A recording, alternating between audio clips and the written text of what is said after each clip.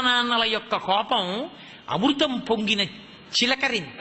అందుకే తల్లిదండ్రుల కోపంతో మాట్లాడినప్పుడు అర్థం చేసుకోలేని కొడుకు కూతురు ఘాతకులు, వాళ్ళ జన్మకి ప్రయోజనం లేదు. తండ్రి కోప్పడితే తన కోసం కోప్పడ్డావు, బిడ్డ వృద్ధిలోకి రావాలని కోప్పడతాడు. అందుకే ఈ లోకంలో కోప్పడినా కూడా ప్రసాదంగా తీసుకోవలసింది ఎవరి విషయంలో అంటే ఒక్క అమ్మా నాన్న విషయంలోనే.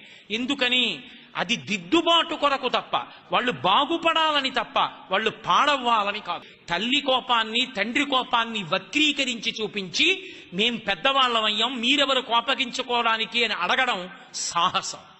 ఎంత వయసు వచ్చినా తండ్రి తండ్రే, తల్లి తల్లి. వాళ్ళ మాటలలో తప్పు పట్టడానికి, ఆ మాట మాట్లాడడానికి, వాళ్ళకున్నటువంటి అధికారాన్ని ప్రశ్నించడానికి బిడ్డలకి అసలు అర్హత, అధికారము, హక్కు లేనే లేవు.